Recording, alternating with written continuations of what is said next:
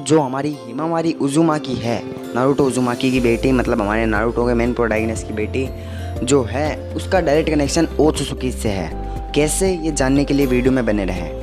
अगर आपने Boruto chapter 77 पढ़ा है तो उसमें आपने देखा होगा कि डायमोन जो है, डायमोन जो आइडा का भाई है, उसका डायरेक्ट इंटरेक्शन होता है हिमावारी के साथ, और हिमावारी को देखते ही डायमंड उस पर अटैक कर देता है। मतलब हिमावारी को देखते ही डायमंड की एकदम फट चुकी होती है। होता कुछ यूँ है कि डायमंड हिमावारी के अंदर कोई अलग ही पावर सेंस करता है, और हमें पता है डायमंड कितना पावरफुल है।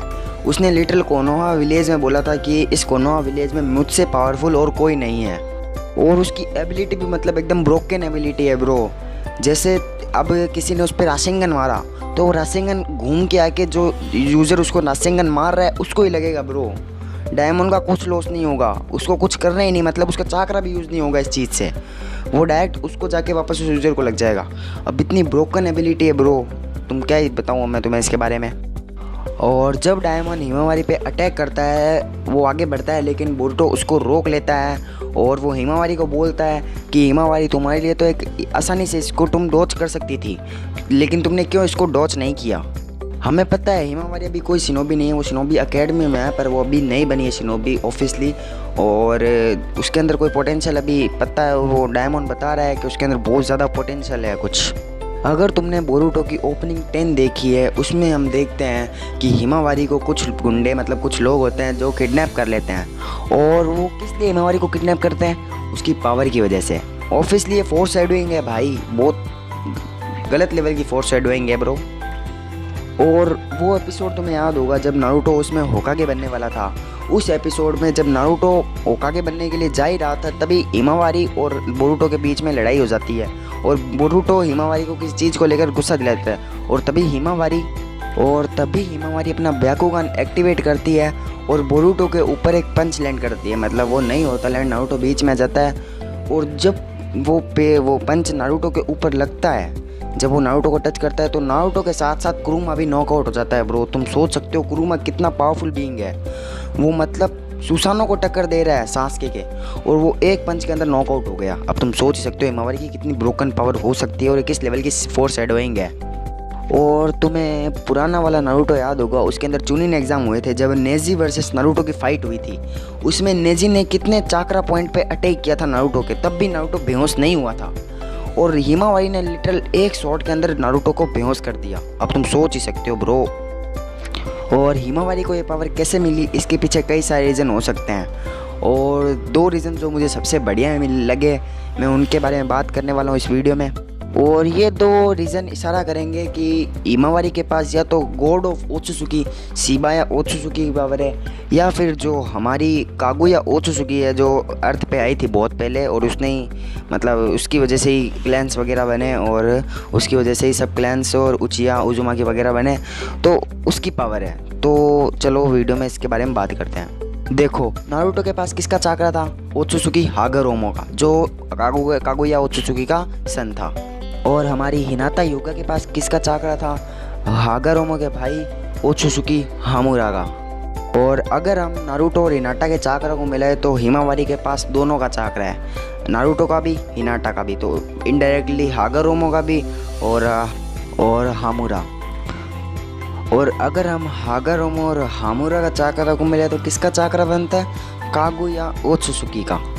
लेकिन एक बात है जो इस थ्योरी के होने के चांसेस को बहुत कम कर देता है, और हमें पता है कि डायमंड कितना पावरफुल है, और डायमंड ने एक बार बोला था कि वो ओत्सुकी इसी के से भी ज़्यादा पावरफुल है, और इसी की ओत्सुकी जो था वो कागुया से ज़्यादा पावरफुल था। और अगर हम माने कि हिमावारी के अंदर कागुया की पावर है, तो डायमंड हिमावारी को देख के क्यों डर गया, मतलब क्यों डर गया, वो कागुया को कैसे देख के डरेगा कि अगर वो इसी की ओत्सुकी से ज़्यादा पावरफुल है और इसी की ओत्सुकी कागुया से ज़्यादा पावरफुल है, तो डायमंड तो इनडायरेक्टली कागुया से ज़्यादा पावरफुल हो। और ये भी हो सकता है, लेकिन ये भी हो सकता है कि कागुया की जो पावर है वो जनरेशन आफ्टर जनरेशन बढ़ती जा रही है, मतलब उसकी अगली जनरेशन के अंदर उससे ज़्यादा पावर होगी। जैसे देखो, हागरोमो और हरुमा दोनों कागुया को हराने के लिए कैपेबल थे, उन्होंने कागुया को सील कर दिया था। और और अगर तुम इस थ्योरी को रिजेक्ट करते हो तो तुम्हारे लिए थ्योरी नंबर 2 भी है।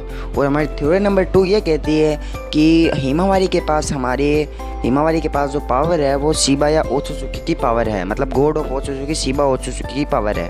पर सवाल ये आता है कि कैसे उसके पास गॉड ऑफ ओत्सुजुकी की पावर आई कहाँ से। अगर आपने नारुतो दी लास्ट मूवी देखी है तो उसमें आपने देखा होगा एक ओत्सुजुकी होता है जिसका नाम है तोनेरी।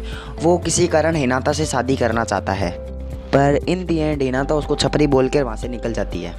पर हो सकता है कि जब तक हिनाता वहाँ पे तोनेरी के पास थी तो तोनेरी ने हिनाता की बॉडी के साथ कुछ ऐसा किया हो, कुछ ऐसा वैसा नहीं, मतलब गलत मत सोचना। और तोनेरी ने मतलब शिबा या ओत्सुजुकी के सेल्स या डीएनए मतलब हिनाता की बॉडी के अंदर डाल दिए हों, और वो बोरुटो के साथ साथ हिमावारी के अंदर भी ट्रांसफ़र हो गए हों।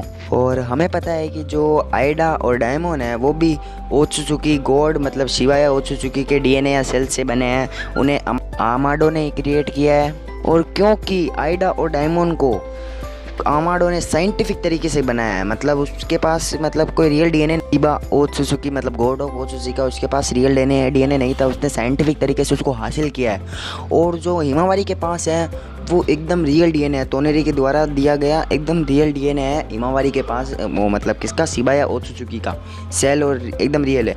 तो डायमोन इसलिए देख के उसे मतलब डर गया होगा कि इसके अंदर एकदम रियल डीएनए है, वो ये मेरे से ज़्यादा पावरफुल है।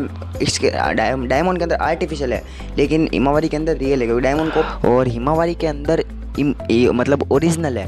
तो ये हो सकता है कि डायमोन इस बात को लेकर डर गया होगा कि इसके अंदर रियल गॉड के सेल्स से डीएनए अवेलेबल है, और इसको डायमोन ने नोटिस कर लिया होगा और डायमोन ने इसलिए उसके ऊपर हमला किया चेक करने के लिए कि कैसे डोज करती है। लेकिन हिमावारी उस वक्त कोई फाइटर नहीं थी, उसके पास स्किल्स नहीं थी, वो शिनोबी नहीं थी, तो वो नहीं कर पाई डोज, बोरुटो को आकर उसको बचाना पड़ा। तो ये हमारी सेकंड थ्योरी थी।